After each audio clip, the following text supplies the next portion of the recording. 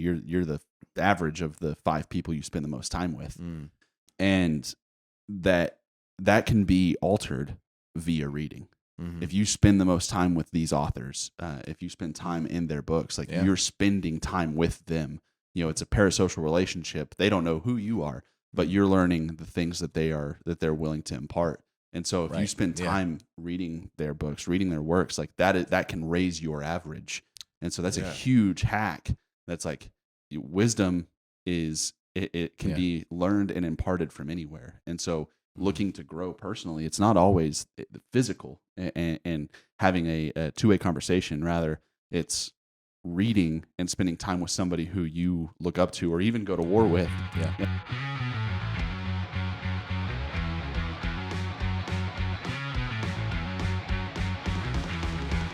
Welcome to the Blue Collar Bros podcast, a home service podcast focused on scaling family business and discovering what differentiates the best of the best within the industry. We are your hosts, the Yarbrough brothers. On the right, we have Will. On the left, Colby. In the center, myself, Tucker. And we're joined by our fantastic producer, Bryce. Hey.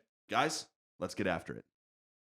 How we doing? We making it? Doing great. Nothing like an awkward silent intro to get it going. No, we've had so much energy this morning that I think we're just really settling in. I think we're also waiting for the next shoe to drop because we've had about 3 drops every time we've started. I'm reining it in right now. I've been so high energy this entire time. I'm trying caffeinated. So guys, this is the first podcast of the new year. 2024 is here in full force. Happy New Year. Happy New Year. Happy New Year. I hope it's a great year for all of you. I hope we grow. I hope we push. I hope our businesses do well. I'm not likely to grow except sideways. 3 sizes.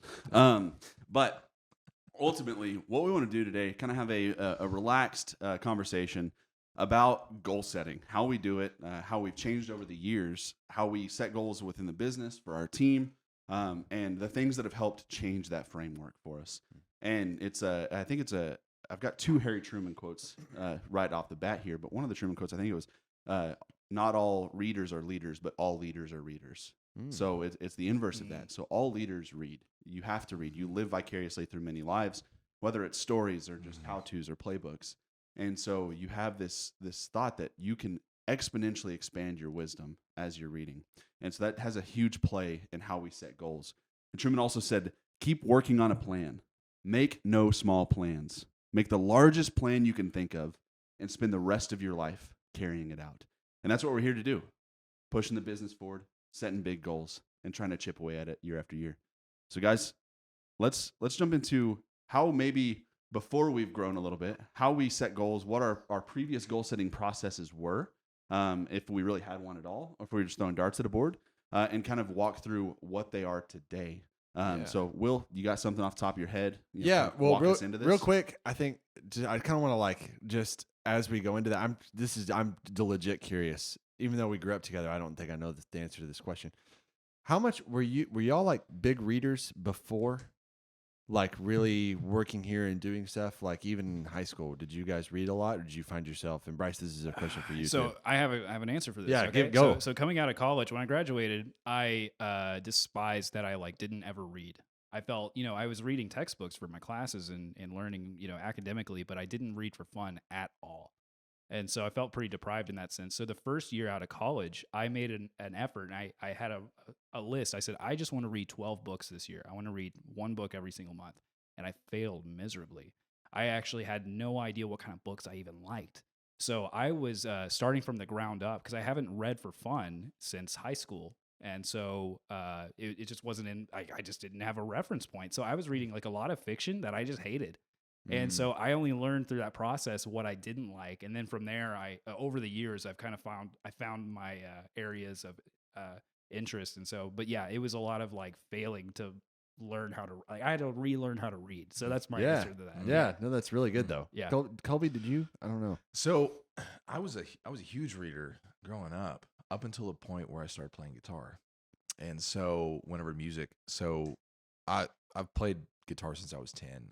I was in special classes at school for reading because I was was good at it. I was in GT, Yeah. was what they called it. Oh yeah. GT I forgot about intelligent, GT. yeah. And so Connotation wise, two different ends of the spectrum. If you said special class, so I was about to jump in with you. Like it was a gifted. it was a gifted and talented class. Well, It's not the fact that you couldn't read; it was because that you read makes so more well. sense. Incredibly vague, but anyways, I was. I'm here to help. I was like, I don't know if all schools have the GT classes, so I was trying to just. Hey, no, we're with you. Yeah, We're with you. I was. You I were was in a good advanced, reader. advanced reading. I was in classes. advanced reading classes, and so really enjoyed reading. Some of my favorite books growing up, was a bunch of it was Frank Peretti was and Ted Dekker were like huge authors that I loved. Yeah.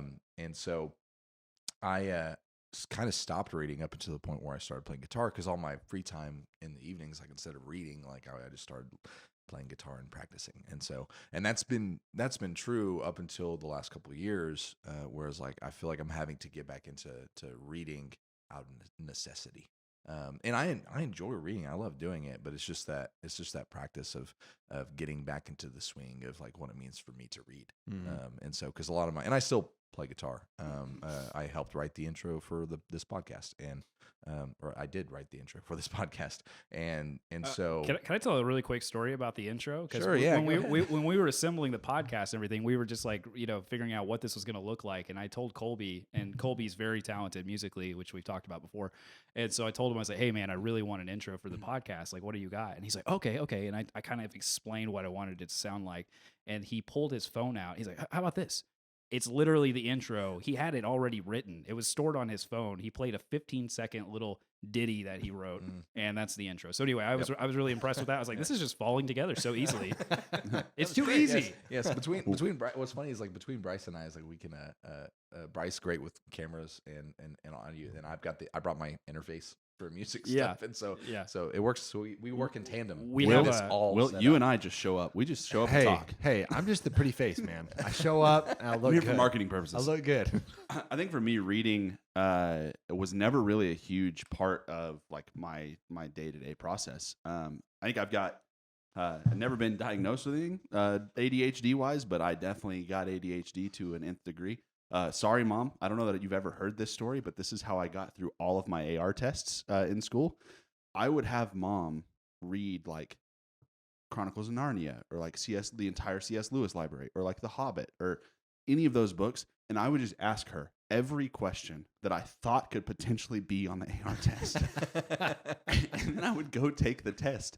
And like 9 times out of 10, I passed them. I made what I needed to make. So I made it through all of school on Mom's reading. Hey, and you know what though? I don't know if that's cheating. I think it's just hacking. I think that's what it is. Yeah, so I just listened. I've got a dumb. I made it through college without reading. I'm an auditory learner, so I sat there and listened to somebody speak, and it's locked in.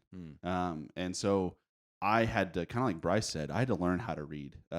One, it was a muscle that I had never flexed and gotten good at, and then 2, it was something that like I was always told and pushed towards fiction reading, and I struggle with fiction reading. I think you read the least amount of fiction out of all of us. Yeah, I don't read any fiction. Colby probably doesn't read any fiction. Probably either. next, and we got that same style of brain.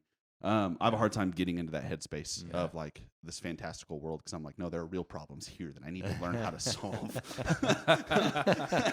Tucker's over here. I got problems. so I'm like, I don't need to know how Samwise and Frodo made it to the mountain. I need to know the actual. It's about That's the only perseverance. fiction Tucker. books I have. Yeah, I need to know the stratagem therein. So reading for me was a post-college venture because it was I was kind of struck that first year that we joined the Service Nation Alliance and talking to the leaders in the Service Nation. Everybody that I talked to was like, oh yeah, I read this book or I read this thing and started implementing it. And it was kind of that slap in the face moment of, okay, if we're going to grow, like these people that I'm looking to for answers, they are pointing me towards books.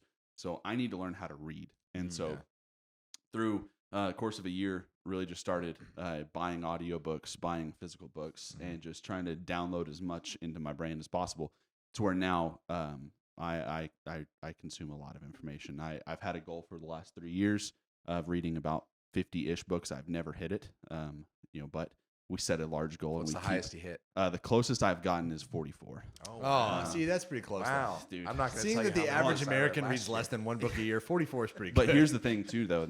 Listen to Ryan Holiday is the Daily Stoic guy.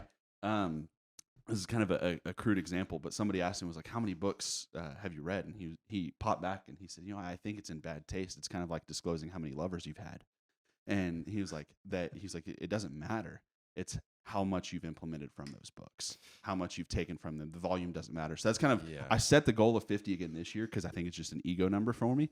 But I also want to look at it more towards applicability and how I can implement those things. Because if I read 50 books and I don't remember something from, at least each of them, then it was a waste of time. I wasted that week that it took me to read the book. Well, and we're throwing these words around like it's all like weighted the same. We're like books are obviously there's different lengths, different like densities, and so it's like and something too that I had to rework in my head was I would always struggle with like, oh man, I only remember like one thing from that book. I don't have recall on this, but I was listening to a podcast. I can't remember what it was, but he said if you take away one thing from a book, that you implement. You take away one thing that you implement, and you change the way you do something because of it. That one life-altering thing cost you $12, $15. I buy most of my books secondhand, so it cost me $2. So it's like, all right, that's a whole new way to look at this thing. That it's like you don't have to have perfect recall. It doesn't matter. You're here for the nuggets of wisdom and the things that can speak to you. And so that was post college learning how to do that was difficult because it was something that my brain really wasn't wired for. Well, you've always kind of been a reader, haven't you? Yeah. I've read. Yes, I've read off and on. Never as much like now. Now I track it more now. Maybe is a better way to like describe how I read. Read now. with more purpose. Yeah. Pardon me. But I think because in college my whole major was revolved around reading and writing. And so I remember I'm an auditory learner as well. And so I would find we had to read Dante's Inferno. For anyone that's read Dante's Inferno, Welcome to hell. Yeah, literally. I picked that book up and I promptly set it back down. Yeah. Well, okay. So in college, I found a website. It's like LibreVos or something like that. But anyway, they did an audio version of that book. So I literally just got headphones and just listened to the audiobook version. But that's how I read now. With 3 young kids, my time to like actually sit down and physically read a book is really, really limited. So like whenever I'm driving, I don't really listen to music. I listen to books. This is how I get my reading in. And so yeah, but out of at least the 3 of us, and I think Bryce and I are a little bit more similar. I think I read probably the most fiction. But even that is like limited. It's not like I exclusively read fiction, but like I enjoy 5 books a year. I enjoy it the most. But a lot of time I reread like Lord of the Rings or something like that. Well, I was thinking about this recently. I think fiction takes up about 15% of my reading list for the year. So it's like an 85-15 kind of split for me. Yeah. And I say that I don't read much fiction, but like I've got Lord of the Rings that I revisit pretty often, and then I have Ender's Game by Orson Scott Card. It's on my at least every other year reading list. But again, the reason why I read it is because a bunch of Navy SEALs that I listen to on podcasts and like business leaders like, hey, read this book because it has a lot of really good leadership lessons in it. So there was utility in it that I found. So it's like I could care because they told like these people that I look up to told me, hey, this is the thing. Well, and two, I think what makes this unique as well, and we can kind of get back to what I really wanted to kind of see everyone's history with reading as we like jumped into this. And it's like, it's not like we've all been just voracious readers our entire life. No.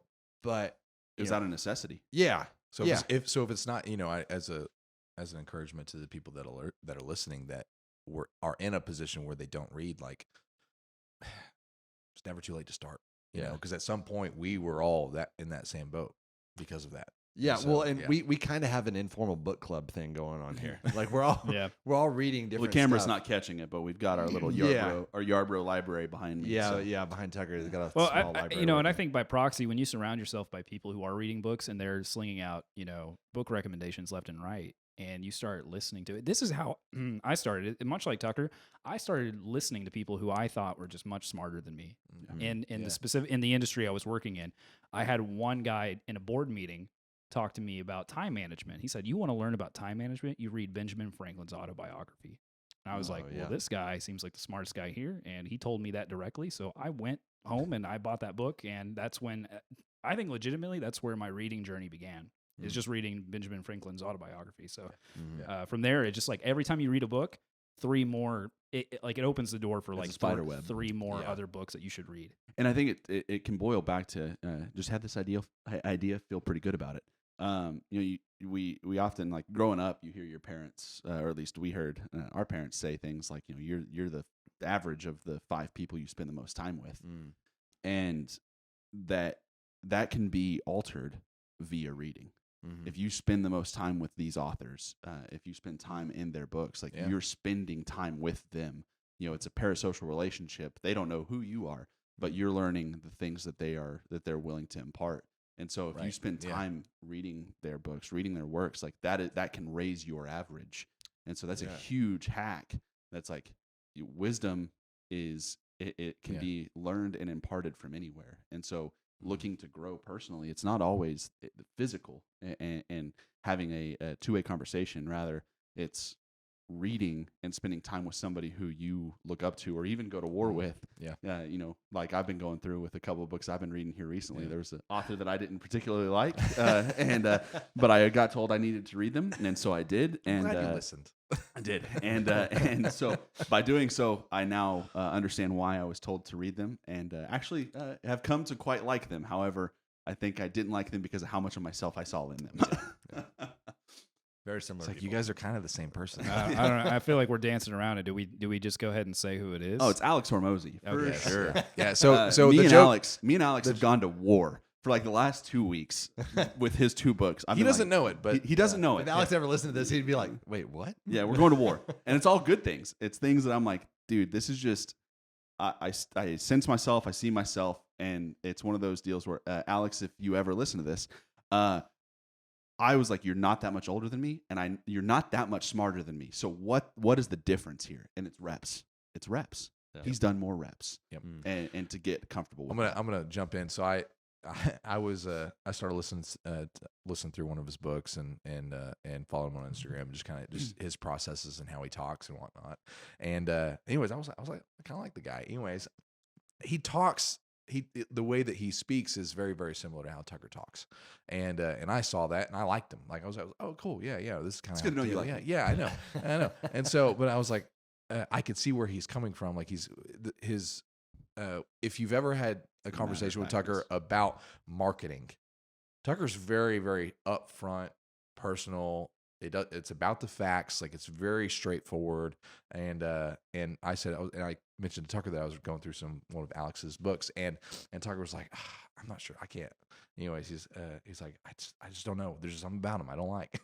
So, I didn't have a reason. No reason at all. No reason at all. And so I was like, well, you just read, go read his books, and listen to a couple things he has to say. And at the end of the book that he was reading, Tucker came back and he was just like, I'm so frustrated. Hey, I confess. He came full circle. I did. I confess. I owned it. I had taken a strong stance, and for no reason, taken a strong stance. Snap judgment, and then after spending some time with Alex in his books, realized he's not a bad guy, and he talks and presents things relatively similar to the way my brain works, and I think that's why I struggled with him. Yeah, and I confessed, I was like, guys, I think I like him. I'm back full circle. So okay, so something like whenever we were prepping for this episode, Tucker kind of sets the agenda just to kind of give you guys a peek behind the scene, just so that way we have some structure to all this.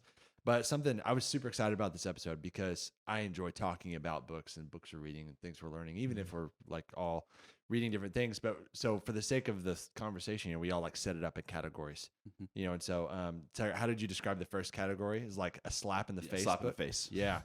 So I'm kind of curious to hear y'all's thoughts about books that like slapped you in the face, because it's a really violent image. All right. So I've been thinking a lot about this, and I was reflecting on, I was just reflecting on a lot of these books. I've read maybe, I'm going to say 3 or 4 in my life so far that has felt aggressively just like a slap in the face. It was a wake up call. It's made me snap out of my current perspective and shifted it altogether.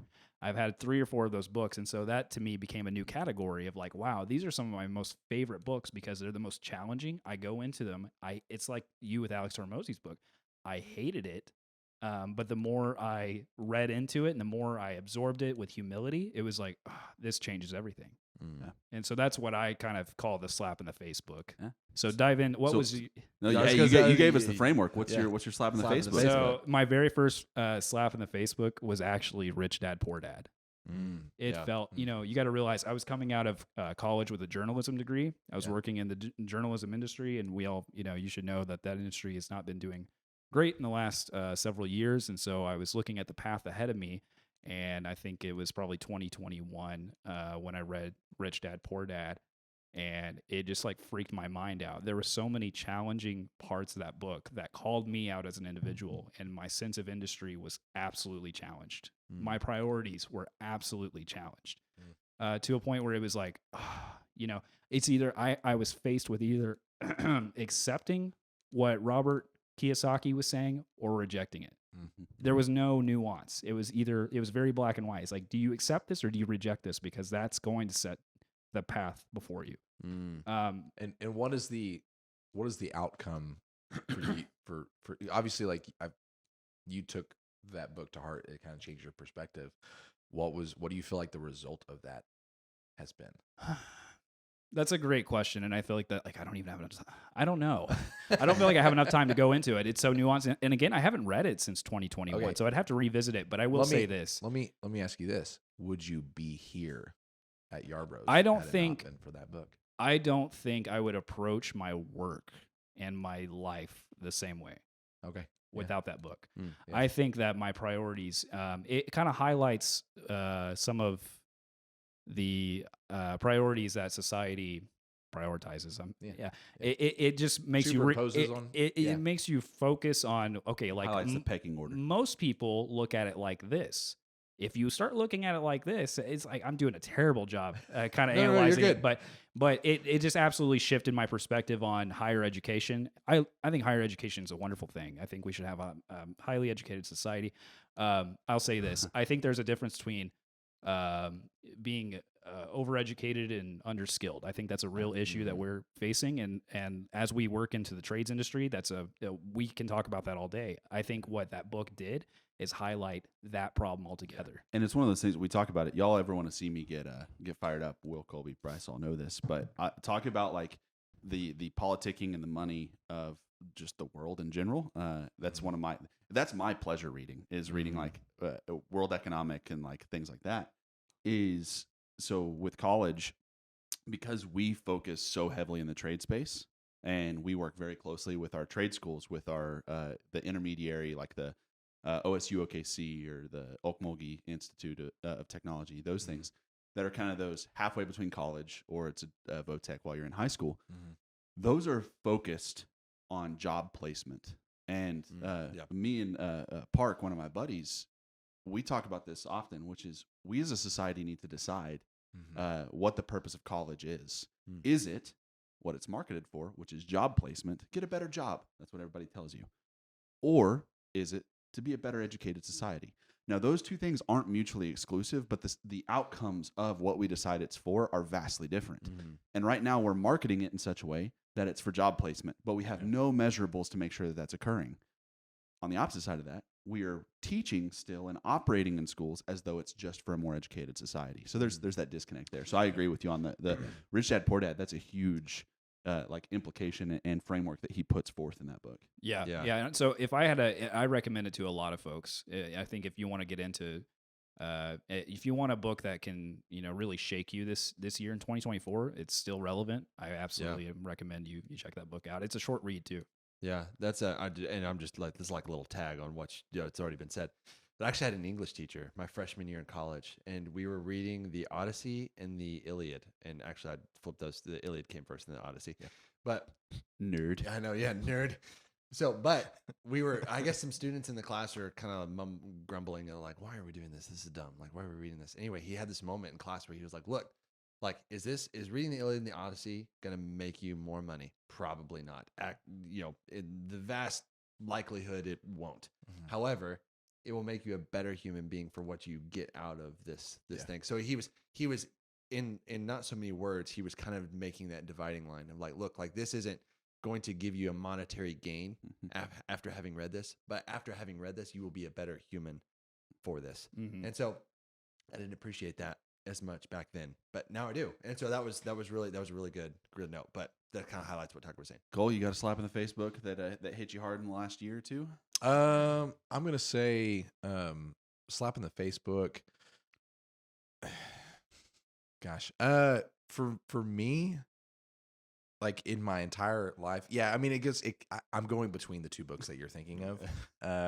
I've kind of got two. I've got two. Let's get out there. So the first one probably was a kind of a game changer for myself and just kind of how I operate.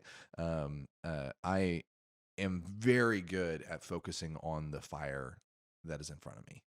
I'm absolutely terrible at planning. Just terrible at writing things down.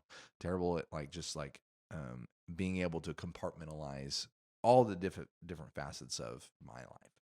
And so I think one of the biggest, the slap in the face book, and it kind of ties into some of our other categories that we have too, which is the bullet journal method.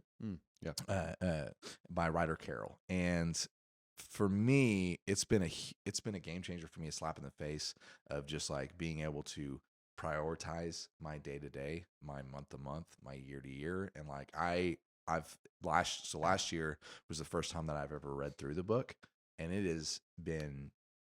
has changed my perspective on the day to day so much. And I'm going to interject on Colby. Yeah. Even before, as we were setting up for today's episode, I was harassing him because if I've got ADHD, Colby has very bad ADHD, like more so than I do. I've considered. He has another don't do letter it. thrown Hey, in there. Don't do it because you are beautiful the way you are. But You hear that, Mom? So much brotherly love. it's your superpower, though. I mean, I think it's a superpower if it's utilized correctly. Because to tell on Colby a little bit is if you ever get the chance to look at Colby's phone. Colby's phone. Bryce, Dude, I saw it and it stressed me out so much. right? Okay. Go ahead. Colby's phone is organized. His apps are organized by color. Like so like you could have a blue Facebook app, and then his banking app could be blue, and then his like private thoughts app could be blue. My Who knows? Fitness Pal. My Fitness Pal. All those are in the same bucket. Oh no, hold on, we're getting there. So and there's like 18 different folders of colors, and as the brother who's colorblind, that stresses me out to the nth degree because I can't tell any of those apart. And so to watch Colby read the bullet journal, Colby, his desk is typically a little bit more messy than mine and Will's. Me and Will have a little bit of an OCD tendency going on. If our desk is messy, our brains are messy, and therefore we're not thinking of anything. That's kind of how me and Will are. Colby operates in a glorious mess of. I know where everything is, and He if anybody does. moves it, I am like, it just doesn't exist. But boy, oh boy, is it everywhere. And so to watch Colby go through the bullet journal and actually get into like a framework of how to organize, because you adopt it, you change it. You're not operating exactly the bullet journal method. No. But creating an operating system for you to keep track of things, like watching you kind of do that alongside now implementing a new software for us, building out price book, things like that. I think it's helped you keep your thoughts more aligned than ever before. Right. And so that's been something cool to watch from the sidelines. Yeah. It's, yep. I love that book. So I'm It's gonna a great book. I'm gonna throw Slap this in out. the face for me personally. I read that the same year I read Rich Dad Poor Dad, so I was really just being slapped a lot. So I was getting punched. Both of Bryce's cheeks are red. I've been told. So Will, you've read it, correct? Bullet journal. Yeah. Okay, Colby's read it, and Bryce. I have not read it. I read like the first couple pages.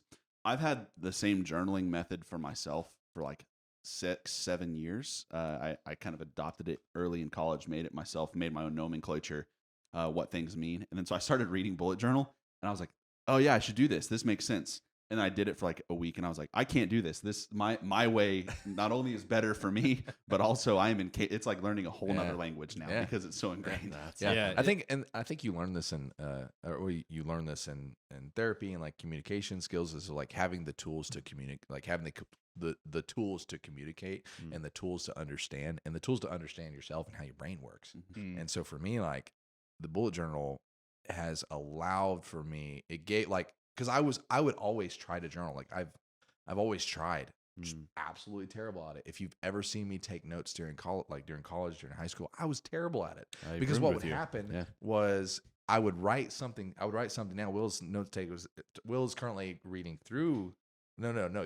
Have you read through the bullet journal? Yeah, I've already read it. Yeah, I got you the yeah. Never mind. Sorry, I'm tangent. See, it's you saw it in an actual live feed. We saw a sparkly object and we chased it. But for me, it's been a game changer. Just kind of understanding how my brain works and utilizing the note taking, because it teaches you how to take notes. Yeah. It teaches you how It's to a framework. format. It's a formatting. It's building a tool. syntax for your mind, and so it's like Yeah. it's putting you. We talked about this earlier this week, but I think the best thing journaling does for you, especially bullet journaling, is it forces you to be in a proactive state. Yes. It forces you to project what's ahead of you and to figure out what can I actually do in a day. Because otherwise, everything's just kind of abstract, and you're like, well, I need to do 50 things. Yes. And you don't have a loose timeline, but if you're like, oh, you know what, the most important ones are these 5. I'm going to tackle these today, and that's what bullet journaling kind of made me do. Yeah. And like the task, the one thing that the journaling and the bullet journal has helped me to do is write down, like, because there's 1,000 things that I know I need to do, but I have a hard time prioritizing the one that's most important. And like, because in the moment, it truly feels like this one thing is like the most important thing for me to tackle. When like in reality, it's like it's important, but it's not. Like, Well, I think in your position too. I mean, the same can be said for Will. You guys both selling. Y'all's list of priorities it changes very rapidly because you can go from working on a lesser priority thing that's top of the to-do list if there's not a sale to be had. And then as soon as a lead comes in, that just circumvents the whole system and jumps to the top of the list. And so it can create this like death spiral of we're not getting the things done because of all the pieces that have to go into a sale. Will, you got I can't tell you how many times Tucker said, Colby, have you got your invoices done? Got you blended? Hey, 'cause I am the bean counter. Will, slapping the Facebook, framework shifts. Yeah, so probably mine's more or less. Mine's maybe a little bit more narratively driven, but probably At the Lion's Gate. It's a book about the 6-day war in Israel, and so just we were talking about it a little bit beforehand, but just I'll try to keep it succinct. But give us context. Yeah, so 6 Days War of 6 Day Israel. War, 1948.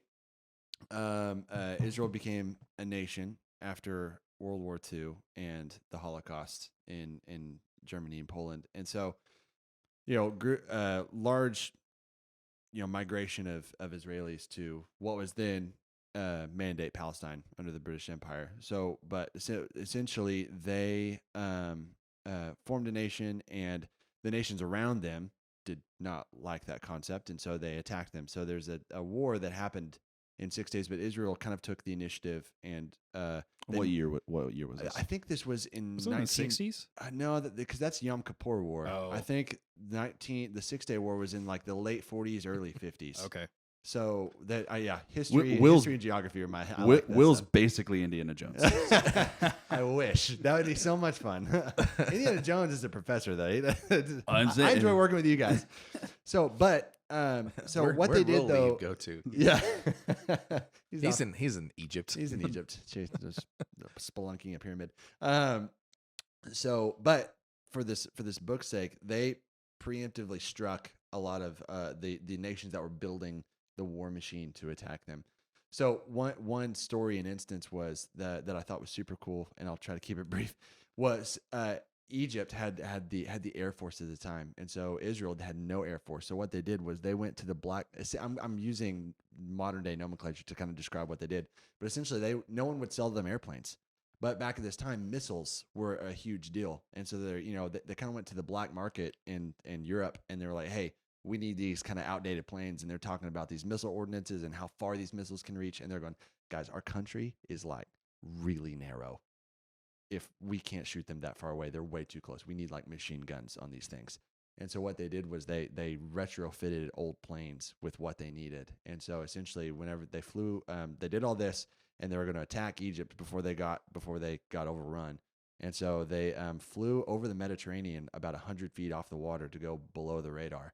And so like the pilots that were flying these planes said that wakes were just forming behind these planes. They were so low on the Mediterranean. So then they would jet up, they bombed the runways, they disabled kind of the Air Force and all this stuff. Well, anyway, in all of this context, the book kind of places you in different positions within the Air Force, the Army, tank brigades, foot soldiers, all these guys. And something that was impressive to me, that was a slap in the face, maybe less so of like, oh my gosh, this changes my life, but I found it impressive, was the disseminated leadership throughout the Israeli military. Like all of these generals and stuff, they would kind of lay out their plan, but then they entrusted the plan to their junior officers, and by junior officers, generals, it goes down to like majors and captains and colonels and all this kind of stuff. And then it just kind of went down to the guys on the ground, that have been entrusted with this concept, with the goal in mind. They say, okay, guys, here's the goal. Here's all the obstacles to the goal. How are we going to get it done? And so they so much disseminated leadership allowed for quick reactions, to whereas the armies around them didn't have that concept. It was top-down leadership. So the guys on the ground on the other side were passing information up the chain of command to make a decision, and they wouldn't move or do anything. Yeah. And while at this time the Israelis are making moves and making things happen. Yeah. And so they kind of entrusted the plan to the guys on the ground to get the stuff done. Yeah. And so it just allowed for decentralized leadership, but within smaller groups and contexts. So I think as it applies to business and leadership, it's entrusting the plan to the people that you've put in place and allowing them to internalize it and make it their own and letting them run with it. Yeah. I think that was the slap in the face, that and that because I have a little bit of OCD, just a little bit, and I enjoy the control aspect of things, but I'm pretty laid back as a person in general, but like internally, I'm pretty, I like things to be. It's the duck on the water. Yeah. I like things to be neat and clean and categorized in chronological order. Will is a duck. On the surface, we're just putting around this pond. Cool. We're just getting after it. We're Looks hanging out. peaceful. I was like, how's that duck moving? His legs are going to war with the water. Hey, quick book recommendation. I think I've told you about this, but it talks about, this book is called Startup Nation. It's about Israel that's right. You did talk businesses about and that. how they basically their business philosophy is built off of their military. The disseminated leadership is exactly how a lot of their most successful businesses have been created. Yeah. And so it's almost like it's a cultural thing. Yeah. And to paraphrase something that Will said as we were getting ready for this podcast, because he mentioned this book and was like, well, I don't know if it fits in this category. He was kind of wishy-washy on it. But as he was kind of going through the justification for it being in the category and included, was to paraphrase, you said, when the stakes are highest, leadership needs to act the fastest. Yeah. And so that was kind of that good summation of the weight of what you gain from that book. Yeah. Well, I mean, in war, that's stakes there's no really scenario where the stakes are higher. I mean, there's lives are on the line and nations are literally on the line. Yeah. And so when in that moment, when the stakes are super high, it's the people who can have a goal, take the goal, internalize the goal, and make it and act quickly. It's that those people get stuff done. And it allows buy-in. And not to equate that goal. Yeah. Not to equate like war to business. That happens a lot. It's not the same thing. But at the same token too, it's the gravity of the situation is it's like this is the livelihood of all of us and all of the people who work with us. If you expand out and look at the average number of people in a family, we have 52 employees. So you look at like 3.5-ish people per family is the average. So we're talking about over 150 people that we are helping impact their day-to-day life. So the gravity is high, like the weight is high. And so we have to make sure that people in positions of of authority have the ability to act and make moves. Mhm. And that's what we've talked about with Dad on last episode was giving people the autonomy to Mhm. make the decision Mhm. to do the thing. Because again, not to equate it to war, but every day we run this business, it's the biggest business we've ever ran. Yeah. So we always need our team to be able to make decisions, give feedback, and they know where we're going. They know our true north, Mm-hmm. and so that's I think the biggest coming together of the war in the business Yeah. stratagem, to use your word. Well, So- stratagem. Yeah, I use that word. Yeah, the group that was here 10 a couple points. weeks ago. There you go. 10 points for the word. But I think that applies to like what we were talking. That applies to what we were saying at the very beginning of this episode. It's like you can take these books and these lessons that people have learned over a lifetime Mhm. and distill them down to. I mean, realistically, like what it takes a couple of days, maybe a couple of weeks to read a book. And so in that. You're taking a lifetime, a life experience of a person or a concept, and distilling it down to a really short time in like perspective, and getting to learn and grow through that short. So you get to kind of hack a little bit of the learning process. So even though business isn't war, you can take those principles Mhm. and still apply them to your situation or kind of whatever you're going through. Yeah, I think communication skills, like the principles in the high stakes game of war, it squeezes out some of the best processes Mhm. and the best communication Mhm. tactics. And so Yeah. I think that's one of the reasons why a lot of businesses, kind of, not to equate it business to war, but the communication styles that are forced, like you have to be as efficient as possible, and then you can take those efficiencies and just But I mean, to Yeah. pull from a different book. So every year, whenever I start a new journal, Mhm. again, this is a piece that OCD brain that comes out. I write 3 or 4 quotes at the front of the journal that I like, and so I'll jump to the middle of this one, but it's from Major Richard Winters. Oh yeah. He was a Easy Company's major of the 506th Paratroop Yep. Infantry Regiment, 101st Airborne. It was Yep. Band of Brothers. If you've ever seen it, he has great books. Will's actually going to mention one later, I'm sure. Yeah. But it kind of, I thought this was a really poignant quote. Was he basically said, let me jump here. So, properly led and treated right, your lowest ranking soldier, I put that in quotes because you can make a team member. Your lowest ranking team member is capable of extraordinary acts of valor. Ribbons, medals, and accolades, then, are a poor substitute to the ability to look yourself in the mirror every night and know that you did your best. So, hang tough. And that's that piece that it's like where you can equate it to war is a lot of times people look at the war style and it's the drill sergeant yelling, it's the top down leadership, Yeah. and it's like, oh man, I don't want that. But then you look to guys like Major Winters and it's like, no, this guy he even though he was a major and a high ranking officer, that guy would have grabbed his rifle in an instant. I mean, he almost did. He did. Yeah. He did. And try to charge back into the lines to be with his troops because he knew that if he could treat his team right, if he genuinely cared, and it's not a genuinely care for the sake of the game and to get something out of them. It was, no, I genuinely care about you and your outcomes. Mm-hmm. And that is Mhm. wildly powerful. And that's how you get powerful disseminated leadership. Mm-hmm. Yeah. Yeah. I got a quick question, and we're going to continue talking about all these books, but I'm always looking towards like how do we apply this? I think something we should talk about is, how much this has propelled our personal growth and how you as a leadership team would like to manifest that sort of culture to the company, for everyone to kind of participate and have this self growth mindset through reading, because like we all kind of preface, we all had to learn to enjoy reading. We had to find our areas of interest. So just bringing it back to personal growth, what are your thoughts on that?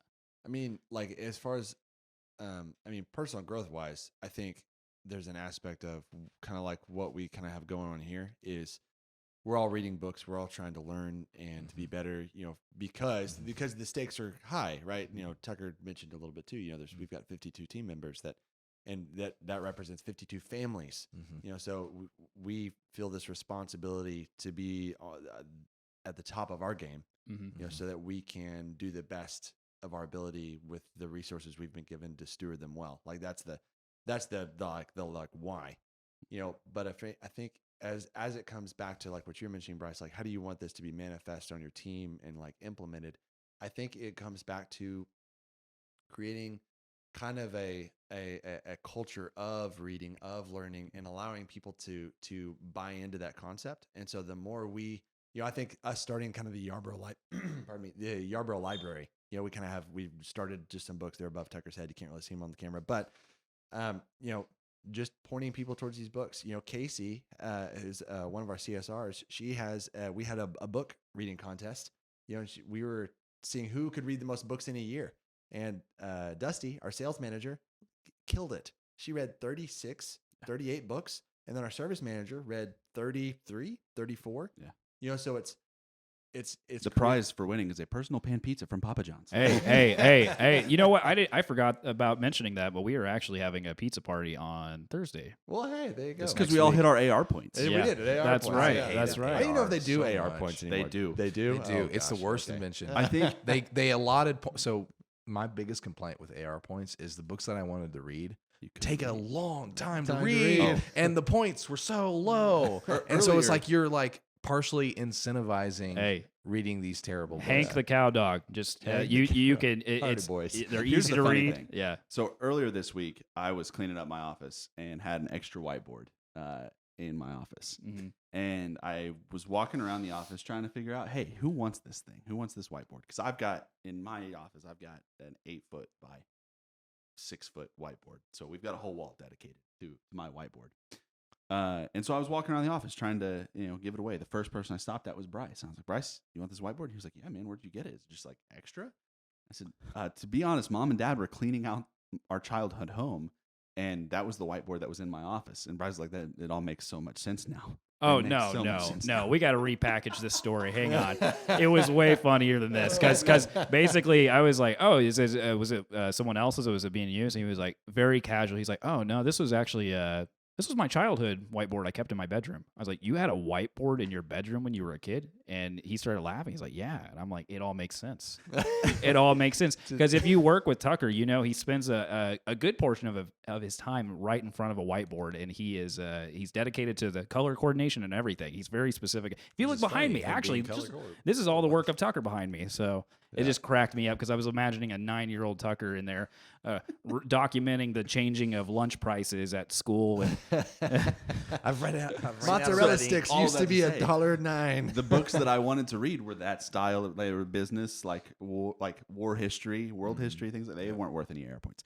But I think to go back to your question of how we want this implemented, I think it goes to one, our leadership style, which is kind of it's set back, watch our smoke, and come along the journey with us. It's a lead by example thing, and so it goes to you are the average, like I said earlier, you're the average of 5 people. And so by us having this mentality of reading and this standard of excellence, we've seen it percolate. We've seen our team get on board of reading and trying to adopt and adapt new mindsets and just personal growth, things like that. I mean, we've even seen it in as subtle of things as so all of us started walking around having our shirts tucked in and, wearing a little bit nicer clothes. And then now, your service manager's doing it. And then, now our production manager had that as one of his New Year's goals. Yeah. And, okay, our maintenance manager's got the same thing. And now a couple of the service techs are kind of looking snappier. And so it's like that trickle down effect of, if it's not enforced, people are more likely to do it. And it creates that standard. You don't want to be other. You want to be included. yeah. So you want to be part of the scene. So whenever we were younger, you make them think it's their idea. That's the way you make The things CIA. happen. I think Cook was laughing because that's how I got Colby to do things. my slap in the face book kind of is nuanced and requires a little bit of context. So within the trade space right now, private equity is huge. It's sweeping the nation with billions of dollars of capital being thrown at trades businesses. I mean, How much year. money is put in Oklahoma City? so OKC I think has had about $2 billion of investment, which is just And that's just Oklahoma City. That's not including Tulsa. that's like the metro area. Metro So area, it's like okay. the 60-mile greater radius. Yeah. But so private equity is something undeniable in our space right now. It's something undeniable everywhere. Right. These private equity companies, private money lenders, they're buying up companies everywhere. And so one of the books that got recommended to us last year was the Private Equity Playbook by Adam Coffey. And in it basically just talks about like he kind of walks through what their game is, how they play, how you can make money in it, how they make money, and why the upside seems so just kind of lopsided. It seems weird. And we don't have a heart to sell, so that's want to preface all of that. However, our biggest competitors have sold, and they now have $100 million war chests behind them, purchasing power through the roof. And so one of the ways I approached reading the book was, okay, how do we war game this? How do we understand their game so that we can outmaneuver, so we can outflank their position? And the reality of it is it's hard, because these businesses are well ran.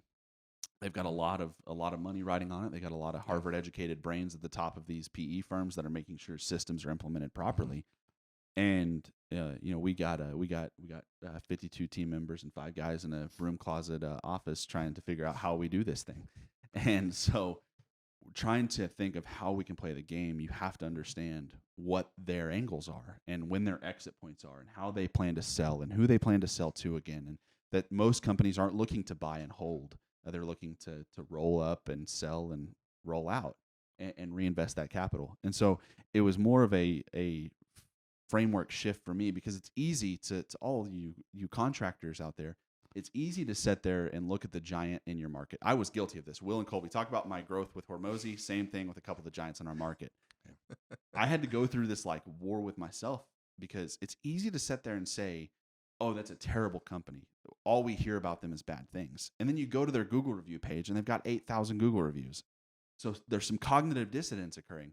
Are they cheating? Well, Google would suss that out really quickly. They're not cheating. They can't be. I mean, so, okay, well, let's assume that they're getting those reviews properly. Well, all we hear from technicians are bad things. Well, you've talked to 12 technicians and they run 85 technicians. That's not too bad. Well, I hear from customers is terrible things. Well, if you're a sizable company and you're in their market, if they're running 80 technicians, they're seeing 1,000 customers a week. And if they're seeing 1,000 customers a week and they run a 10% pissed off customer rate, which isn't outrageous, they're pissing off 100 people a week. Well, we just so happen to generate about 150 new customers a month. So what are the odds that we might see all 100 and something people that they pissed off in a single week? It's pretty high. And so we get in this confirmation bias loop of all we see, all we think, and all we react to is bad things from the giants within our area. Well, they're too high priced. They're not too high priced. You're worth exactly what someone is willing to pay you, and clearly they're getting a lot of people to pay them that price. So what's happening? So that was reading the private equity playbook kind of shifted that mindset for me of like, they're not overpriced. They're charging what they need to make the margins the private equity companies want to make. They're able to get them. They're able to get 5-star reviews while doing so. So what is wrong with our mindset? What's wrong with our perspective of them and within the business? And how can we adopt and adapt that change? And so that's been the biggest slap in the face, was because it made me confront multiple pieces of our business and the industry and our competitors in a way that I wasn't particularly comfortable with. Yeah, we've seen Tucker implode a handful of times in 2023. Yeah. It was very interesting to watch. Tucker implode, He does this thing. He just shakes his hands and just says, "It doesn't matter." Yeah. Well, when Tucker implodes, it involves a whiteboard. And, and furious scribbling. Whiteboard sessions that's what we've been talking about. It's a frequent occasion. This year, I think we've seen more whiteboard sessions. And we're what, 5 days into this year? Hey, if he's on the whiteboard and he's got some music playing, and I'm going to leave him alone. I'm just going to walk out. I'll wait until he's ready to bring me He's in. the Matrix. Hey, I was going to say this. I think it's all too easy to demonize the competition in your market. Yeah. I think one of the most powerful. It's easy and fun. Yeah. Because it makes you feel good. Like, oh, they're terrible. Well, it's gratifying. It makes you, but then you're just patting yourself on the back and perpetuating the habits that got you where you're currently at. And so I think one of the most powerful and humbling things you can do instead of demonizing your competition is admiring them. Yeah.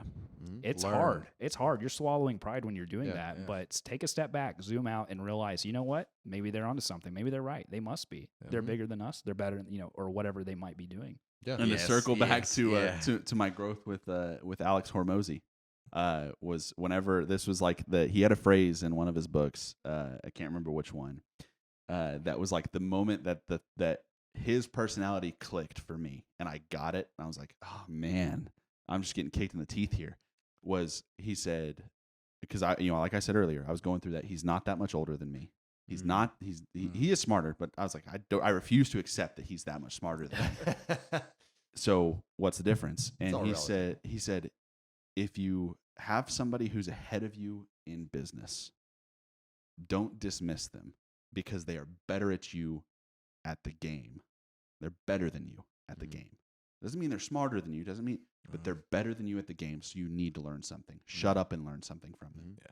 And I was like, oh, okay, all right. Yeah. Well, I guess that's what we're doing now, guys. Yeah. Yeah. That right there encapsulates a slap in the face. Yeah. That's what that moment feels like. It's a Yeah. gut punch. Yeah. So, moving on from that, I think did we all talk about our slap in the face books? Yeah, I think so. I think we covered. So that let's pretty take a lighter note. I think those are the abrasive, confrontational books, but I think it's also important that we get some inspiration going. Everyone, especially this time of year, it's the beginning of the new year. Everyone wants to feel inspired. What are your favorite inspiring books? Yeah, I mean, it's funny that you mentioned lighter because my inspiring book's kind of heavy.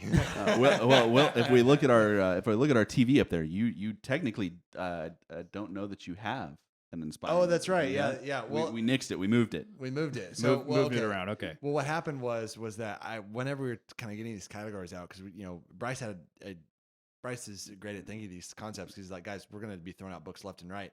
Like, let's categorize this up a little bit so that we can kind of have some semblance of a structure. And so anyway, Tucker and Colby and Bryce are like, oh, this is my inspiring book. I'm like, man, I don't know if I can think of one. Anyway, Tucker's like, well, didn't you read Bonhoeffer? I was like, oh my gosh, yes, that was a great inspiring book, but it's really heavy because he gets killed in the end. Spoilers. Yeah, spoilers. Well, spoilers. I know. Yeah, it's like 19. Anyway, And this is a nonfiction. this is nonfiction. Yeah. It is biography. Yeah. So Dietrich Bonhoeffer was a German pastor in the 1930s and 1940s in Germany. And if you know anything about history, And he grew up in Germany before. yeah, Nazi. his family was really well off. Yeah, very well off, but highly educated. Yeah, Yeah. brilliant. I mean, honestly, brilliant guy, Yep. extremely intelligent. But something that he did, I don't know if you guys. So I'm getting ahead of myself. So as he could kind of see the weather changing, to use I guess a metaphor for Germany in the late 1930s and especially in the 40s. So he could see kind of the rise of Hitler and the Nazi Party, and there were some things underlying in Germany that like were happening, post World War I that fed into that psyche a little bit, that kind of stoked the fires a little bit in that. But as Dietrich was seeing these changes and stuff, he was really pretty forward thinking and trying to circumvent some of the I'm going to say like awful things that the Nazi Party was doing. And so long story short, the dude started an underground seminary, and so started training pastors to go into like these small villages and towns of Germany and to pastor churches there. And so he was actually a part of the he had a small involvement. It wasn't nearly as a large involvement as maybe it might sound like he did, like whenever I'm about to say what I'm about to say. But the movie Valkyrie with Tom Cruise, where the internal assassination attempt of Hitler, Dietrich Bonhoeffer was a part of that sort of movement. Yes. And so it failed. And which is ultimately why he got arrested. And so he got arrested, I think in like 1944.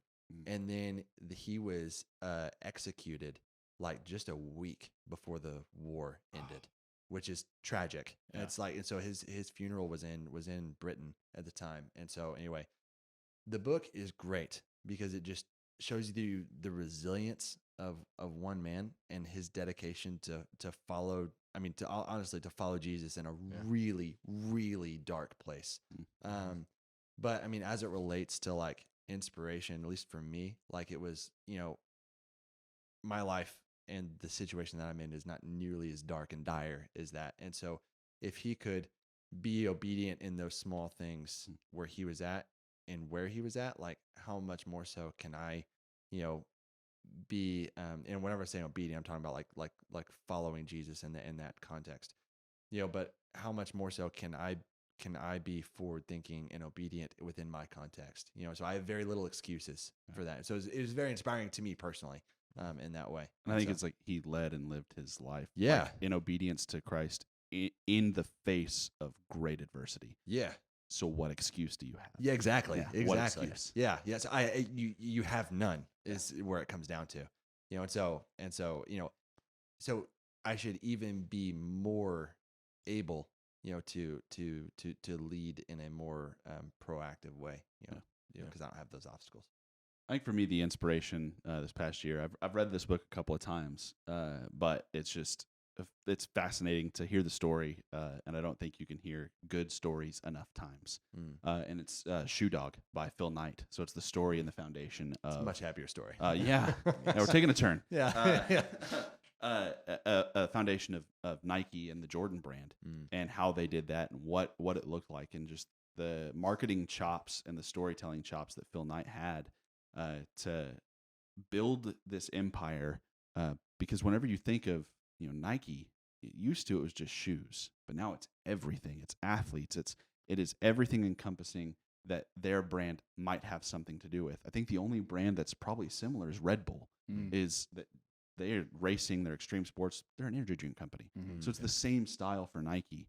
Right. Is they circumvented the product, they circumvented their entire niche area to a place where they are they're just now so ubiquitous with everything that has to do with apparel, not just shoes, everything that has to do with action and not just sports, that they are larger than the market segments itself. And so one of the things I always take from Shoe Dog is he was in a board meeting with his early investors, and they were all talking about how to market and push shoes, and how these shoes were going to be different in the product, and back and forth. And Phil just stopped the meeting, and he was like, "We are not a shoe company.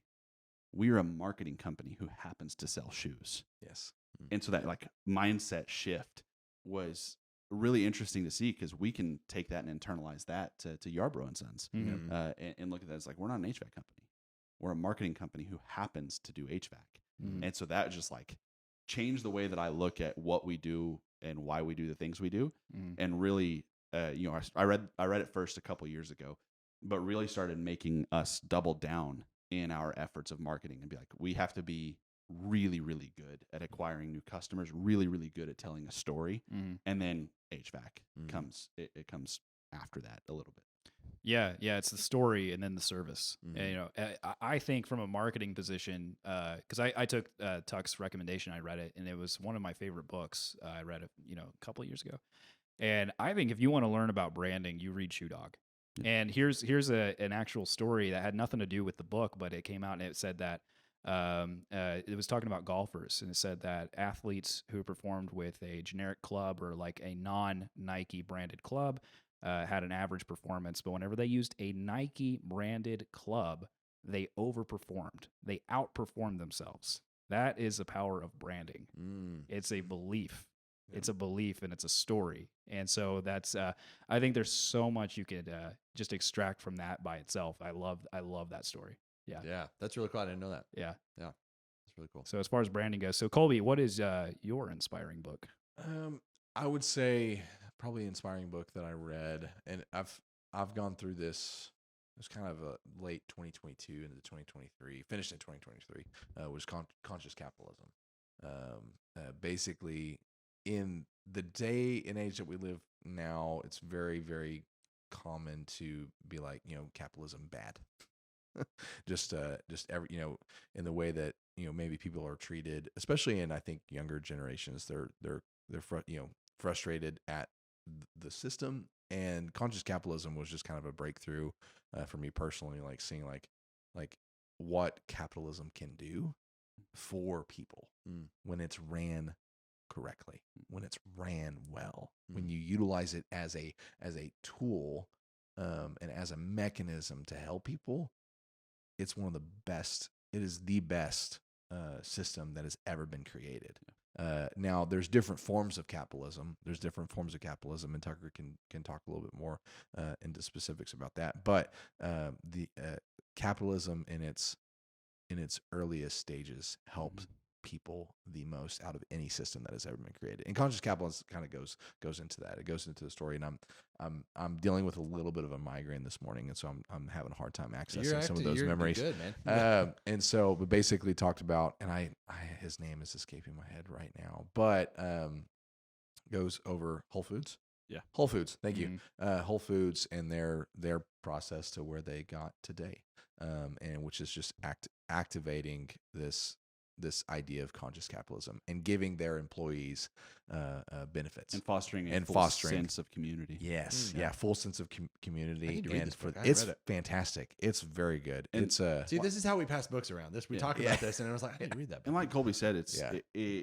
with conscious capitalism, it's kind of in vogue right now for people of all ages to be capitalism Yes, bad. capitalism this is bad. this isn't the Yeah. system. We need to change. Mm.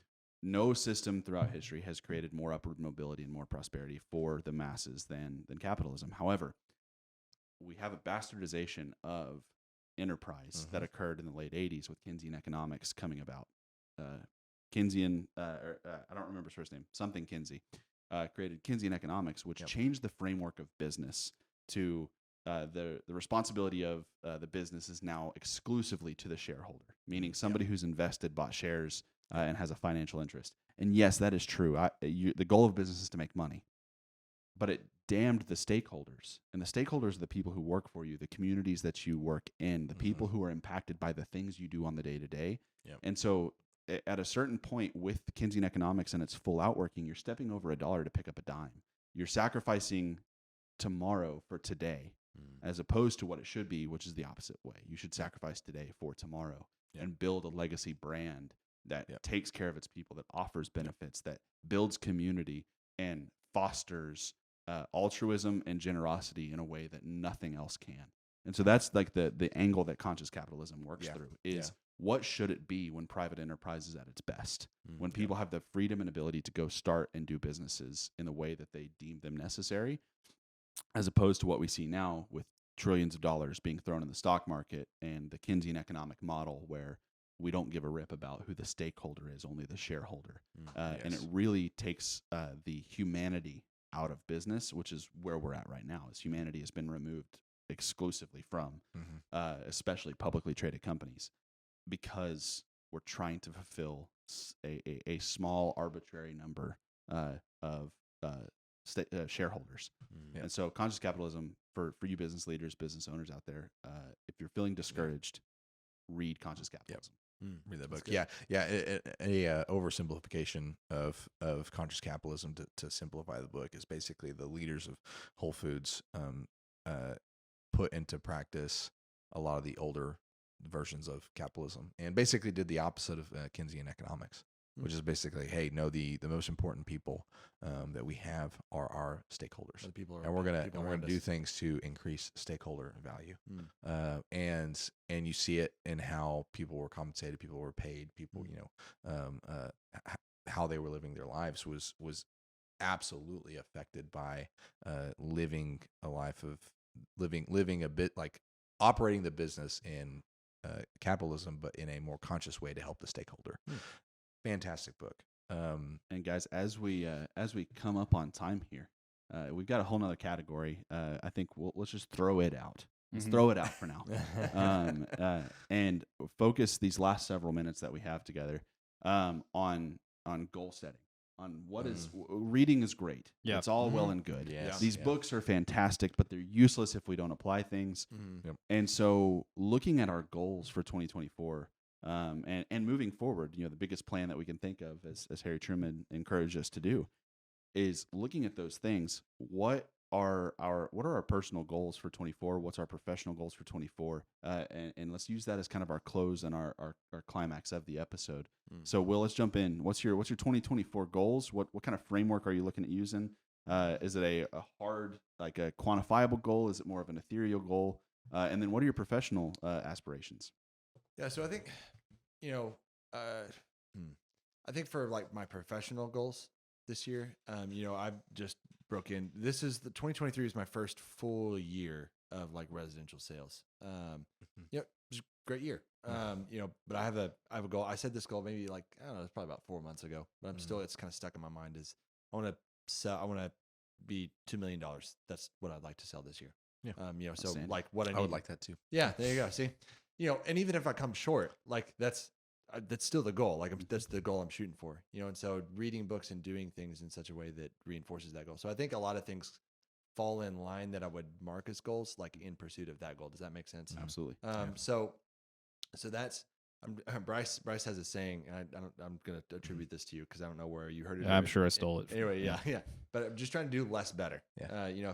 It's Marcus Aurelius. Okay, Marcus So Aurelius. it's a paraphrasing of the Marcus Aurelius quote. Oh, okay, perfect. And that was my that was my mantra for last year, and I was obsessed with like I gotta create a new mantra for this year, and I can't. It's just it's still do less better. Then you're just creating more mantras. Yeah, it's just trying to follow that. But I think as far as like professional goals, so like if I can keep it kind of specific, I think that's a lot of things fall in line behind that. So personally, like not even business wise, personally, that's a goal. Like personal goals this year, I've set out to read. I've got a list of books that I want to read, and I've got kids I want to take places and do things with, and Megan and I want to go.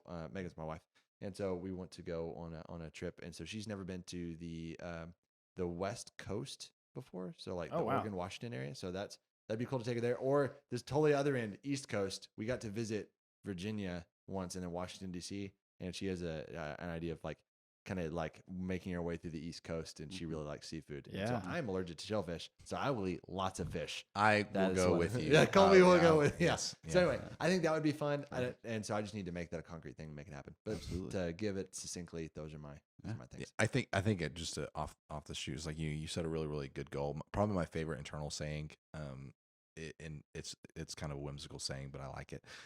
It's aim for the moon, but invent Velcro.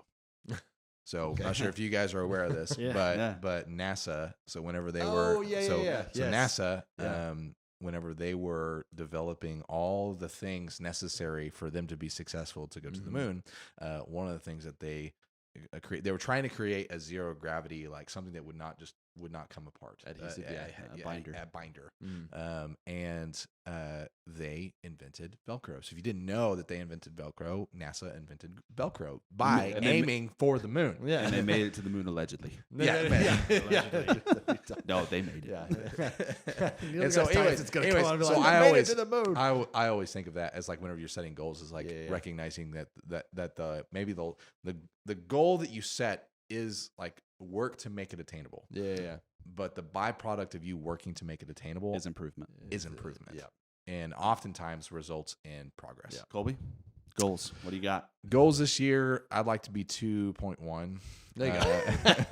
Colby and I have a competition. I'm going to give 111%. 111. No, I try to focus on changing kind of one thing about my process at a time, and like really honing in and focusing on that process. Now there's a lot of variables that go into that, but year over year, I will change one thing about my process to try to improve on. And this year, what I'm aiming to focus on is I want to do a better job following up. And so for all the calls that I go on, I went on. So last year I sold about 96 systems total, 96, 100, around 100 systems total around there. And so, but I had close to about 100 and we'll say about 150, 160 opportunities to go. And we'll just say 200 for easy figuring. And so in my process, and so I had close to about a 50% close ratio. What I want to do is improve my follow-up process, because I really didn't have one last year, if I'm being honest with myself. I would call, like occasionally things come up. I would reach out. If they email me back, like obviously I would be reaching out, but I didn't have a formalized process to call. And so anyways, in my journal, I've created a formalized process for calling and bringing value to each of those homeowners. So, and I've got a few, so I'm going to send, my game plan is I'm going to send 3 text messages. I'm going to call 3 times, and then I'm going to email twice. And so, and with every single one of those reach out points, I have something for them. And so the first text, and the text messages, like the calling up is following up to make sure that they've received the text message. Because in the text message, I can send them like photo links or work order links. So we have a work order that I send to my install managers, just basically improving communication over like, hey, if they use anybody else but Colby, they don't get the experience. They don't get the experience. They don't get the communication. And so kind of my game plan is to over communicate things that they may or may not want or need, but like communicate. Like I'm going to send them the work order that I send to my install manager. I was like, hey, preemptive. This is a work order I send to my install manager, so that way everybody is on the same page. I want to make sure that you're aware of all the things. If there's anything on there that you have questions about, please call me. Yeah. And then follow up, send them photos, and then send those photos marked up as well. And so that's my game plan for 2024. Is I'm going to be a follow-up machine, which is inspired by the Ultimate Sales Machine by Chet Holmes. Bryce, goals? Great book. Man, I'm a simple dude. I think I feel like I have a ton of goals, and they're all very nuanced. So it really comes down to just being more intentional with my time, relationships with people, how I engage with people, being a positive influence on people around me is a huge priority for me in my life right now. Outside of that, I'm just, that goes with my family too, just spending more quality time with my family. But yeah, I guess the most tangible goal I have is that I'm turning 30 this year. Yeah, he and is. so Welcome to the club. I have set a goal that I told the boys. I said, hey, I got to get in the best physical condition of my life before I turn 30. So we got about 6 months ahead of us. And I forgot that Colby's birthday is also in May. Yes. So he jumped on board and he said, I'll do the same thing before I turn 32. And Tuck's on board, and Will is somewhere out We'll there. start Monday. I'm starting Monday. Okay, excellent. I was not aware of this. So anyway, that's my most tangible goal, the one that I'm actually going to have results on. Outside of that, just being more intentional with my time, being more data-driven in my work, and there's a lot of nuance in all of that. But, those are my goals. So I think for me, it's a continuation of last year's goals, because last year is the first year that I have kind of crushed some goals. In personal life especially, is I continue losing weight. So last year I lost about 50 pounds. I want to lose. Hey, great job, man. I want to lose another 40. Yep. So that's kind of the goal. Is and really as I get closer to that goal of weight, it's less about the number and more about physical health markers and really just how I feel, things like that. But if I don't have that number in my head, I feel like I'll struggle a little bit. So continue losing weight. Want to try to shave off another 40 or so pounds. And then professionally, it's get better at implementing the changes that I think up. So I'm an idea guy. I can throw out ideas. I can build the kind of the war game in my head. And then the outworking of that, I tend to rely too much on other people carrying those out. But I need to jump in and start implementing those changes because Superman ain't coming. So I gotta jump in and help make those changes. And so that's that piece of it. And then for the business, as far as all of our true north goal, so this past year we punched through the $10 million mark, so hit a celebration there. But the goal moves forward. The goalposts get kicked back. So the goal is 11.3 or 11.4. 11.3 or something. 1.3, 1.4 million in total production between HVAC service, maintenance, HVAC install, and our plumbing department, and potentially others as we look to add and grow. So that is the true north of the business this year, is that 11.4, 11.3, and dropping strong double digit to the bottom line of about 15-ish% net profit. And so that's kind of the true north for all of us, and where we're kind of aligning those professional goals, because as we pursue those things, the big goal becomes possible. As we disseminate the goal out, it becomes possible. So guys, that's all we got time for today. Yeah. If you're listening, please share this podcast with somebody who you think could get value out of it. But other than that, we'll catch you guys next time. Yeah. See y'all. See y'all later. Thanks, Bye. guys.